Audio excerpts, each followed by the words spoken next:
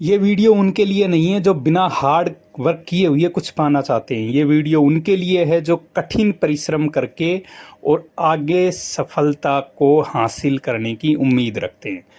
नमस्कार दोस्तों और किसान भाइयों, मैं आपका अपना साथी रघुनाथ वर्मा आपका हमारे इस चैनल पर फिर से स्वागत है।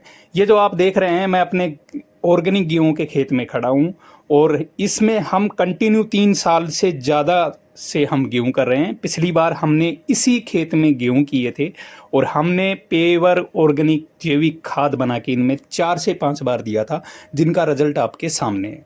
क्योंकि ऑर्गेनिक खेती जो करना चाहते हैं वो अगर रिजल्ट की उम्मीद करते हैं केमिकल खेती की तरह तुरंत रिजल्ट की उम्मीद करते हैं तो उनके लिए ये वीडियो हकीकत में नहीं है। ये उन लोगों के लिए जो अपने खेतों को बचाना चाहते हैं और बदलाव चाहते हैं, वो ही इस वीडियो को लास्ट तक देखें।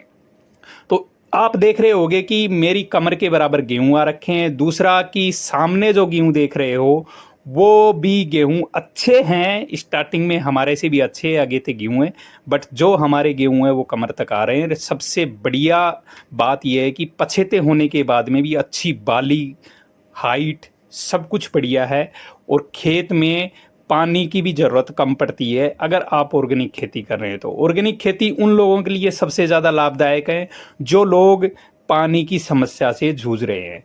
क्योंकि जब आपके खेत में बायोमास हो जाता है और आप अपने खेत में ज़्यादा कचरा डालते हैं तो वो बायोमास को जो जीवाणु, असंख्य अरबों करोड़ों जो धरती के जीवाणु जो आपने बनाए हैं जैविक खाद के जरिए या बायोमास के जरिए बनाए हैं, वो उसको खाते हैं। खा करके वो उसी नमी वाले क्षेत्र में रहते हैं और खेत में सबसे ज़्यादा नमी बनती है, तो पानी की इतनी आवश्यकता नहीं होती है। और दूसरी बात है कि आपका खेत बिल्कुल पोला रहता है और पोला रहने की वजह से आपकी फसल को नीचे जड़ों में ऑक्सीजन पहुंचती है। पर्याप्त जो आपकी फसल को कार्बन वाला भोजन चाहिए वो मिलता है। कार्बन कैसे बनता है?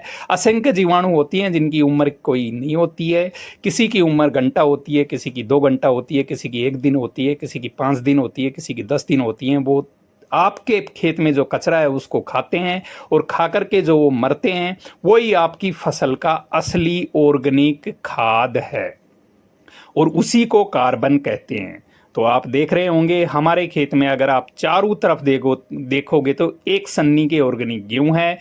अब की बार हमने थोड़ा हल्का इसमें यूरिया दिया है, पिछली बार हमने बिल्कुल भी यूरिया नहीं दिया था। और एक रीजन और था कि पिछली बार हमारे गेहूं में जो बाली छोटी आई थी वो किस्म ही गेहूं की ऐसी थी जिसकी वजह से हमें पर्याप्त, जितना हमें चाहिए था उतना हमें बेनिफिट नहीं मिला था। और जैविक खेती में आप मेहनत करते हैं तो आपको बार बार मेहनत करने की भी ज़रूरत नहीं है। दूसरा, आपको पैसे लगाने की कोई ज़रूरत नहीं है। हमने थोड़ा बहुत यूरिया इसीलिए दिया था कि क्योंकि जैविक खेती में जब एकदम से चेंज करते हैं तो आपके पौधे को बढ़ने के लिए थोड़ी सी ग्रीनरी की वजह से थोड़ा सा यूरिया की आवश्यकता चाहिए और 4-5 साल में आप थोड़ा थोड़ा करके उसको भी छोड़ सकते हैं, उसकी कोई ज़रूरत नहीं होती है। और जो जितने विज्ञान ने न्यूट्रेंट्स, 17 न्यूट्रेंट्स जो खोज की है, पता नहीं कितने प्रकार के न्यूट्रेंट्स होते हैं, कितने प्रकार के जैविक खेती में जीवाणु होते हैं जो आपकी फसल में आने वाले रोगों को भी वही नष्ट कर देते हैं। जो रोग वाले कीड़े होते हैं या कीट होते हैं या जो भी होते हैं उनको वो खा जाते हैं। तो यही जैविक खेती का प्रकृति का रूल है। प्रकृति जिस तरीके से बनाती है उस तरीके से आप अगर चलोगे तो प्रकृति के रूल से छेड़छाड़ नहीं करोगे तो आपको अच्छा बेनिफिट मिलने वाला है। और आप अपने खेतों में चाहे कितनी ही फसल ले सकते हैं। जैविक खेती में खेत में कोई लॉस नहीं होता है, उसको खाली छोड़ने की कोई ज़रूरत नहीं होती, क्योंकि बायोमास प्रक्रिया ऐसी है जिसके अंदर जो पौधे तुम्हारे अवशेष छोड़ते हैं वो जीवाणु होते हैं, वो खाते हैं, असंख्य प्रकार का खाद तैयार कर देते हैं जो आप पौधों को चाहिए होता है। और मेन बात ये होती है जैविक खेती में कि जो आपको टेस्ट आता है वो इसी वजह से आता है क्योंकि विज्ञान वहाँ तक नहीं पहुँची है जहाँ तक तुम्हारा प्रकृति है। प्रकृति को समझने में विज्ञान का बहुत टाइम लगेगा और जो न्यूट्रिएंट्स आपको ने खोज के दिए हैं अगर उनके तरीके से खेती करोगे तो आपको वो टेस्ट नहीं मिलेगा जो प्राकृतिक टेस्ट होता है।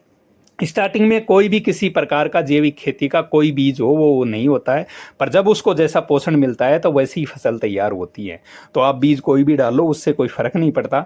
देसी बीजों का देसी तरीका होता है, वो चीज़ अलग होती है, क्योंकि उसका आपने अगर उस बीज को मॉडिफाइड भी कर दिया है तो भी उसका टेस्ट जैविक तरीके का ही आने वाला है। और ये वीडियो आपको दिखाने के लिए है, हम तो कर रहे हैं और अच्छा बेनिफिट ले रहे हैं और हमारे को अच्छी फसल मिल रही है। आप लोग अगर इस वीडियो को देखते हैं तो ज़्यादा से ज़्यादा तो लोगों तक शेयर करें, किसान साथियों को। जय जवान जय किसान।